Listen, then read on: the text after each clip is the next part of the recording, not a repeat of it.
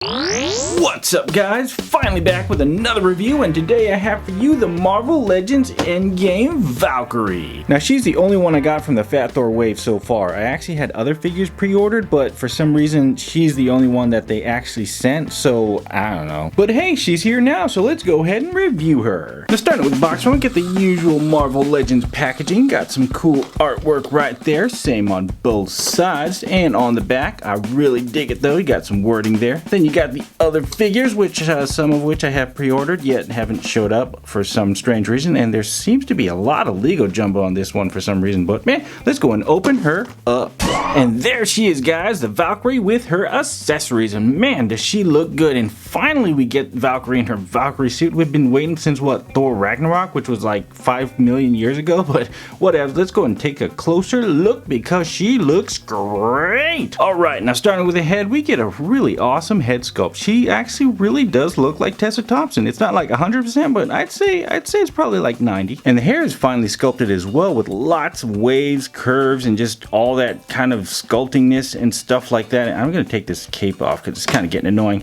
but yeah, it's really nice hair. So you got really long braids too, and they're actually really soft and bendy, so you don't have to worry about snapping them off or anything like that. Although if you look at the neck here, this side looks good. This side's got a lot of paint scuffs on it, so it's kind of like, I wish the hair was on the other side. That would have worked out better, but oh well. And moving into the body, turn her head around and get those braids out of the way.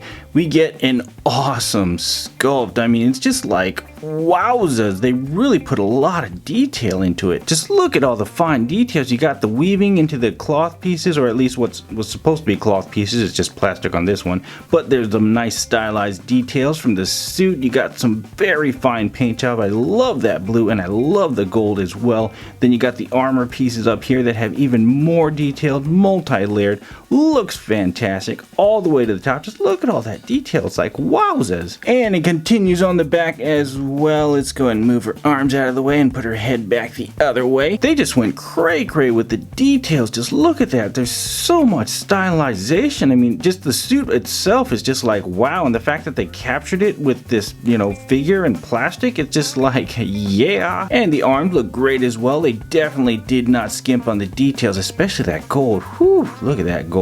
And the inside of the arm looks just as good, although there's not as much paint in there. There's just a lot of sculpting though, so that's a plus. Got some nice hands here with the little wrappings on it. Same thing with the other arm, looks great as well. Lots of gold and lots of details, and hands with wrappings. And of course, they did a great job sculpting her thigh flappy doobles, whatever these things are called, in that gold. Whew, looks great. Big chunk of it as well, and lots of details. It's just like details for days. Just look at that. It just never ends. They're just, wow, whoever sculpted this did a great job and probably spent a lot of time because it looks so good.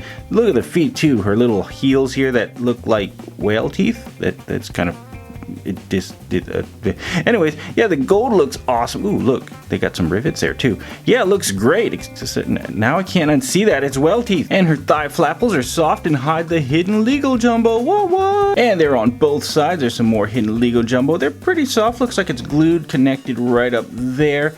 Pretty soft overall all the way around, so she can move her legs out a little bit, but not too much. But we'll look more at that in articulation. And here's a close look at her cape, which looks great on her, but gets annoying for reviewing because it gets in the way. You see there's little triangles back here. I couldn't see what those were at Comic-Con, but now I can. The little shoulder pieces here are painted gold, nice and soft as well. Then you got the peg here and a stopper, and I'll show you how that works right now. You just take said figure right here, and then you just take this little peg and plug it into the hole, and as you can see, the stopper prevents it from going all the way in. These slide right over the shoulders, as you can see, and then it leaves a gap just like that, which I think is for the sword blade, but we will try that when we get to accessories. But first, articulation.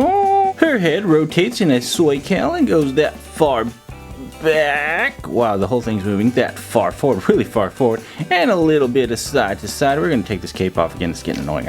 And her arm rotates in a circle, and her shoulder goes up about that much. Be careful you don't scuff the gold there. And her elbow spins in a circle, and even though it's single jointed, she has that Star Wars style double extra range thing, whatever they call that. So it goes up quite a bit. Get a good angle there. Quite a bit, as you can see there.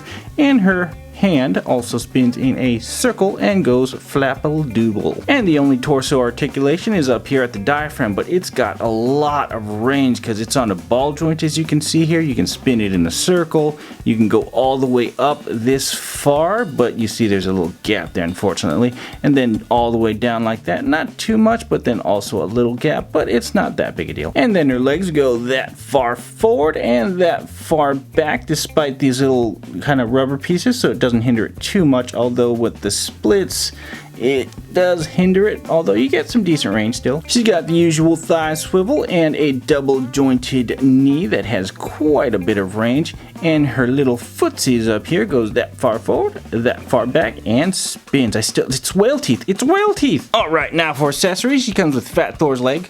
Nothing special.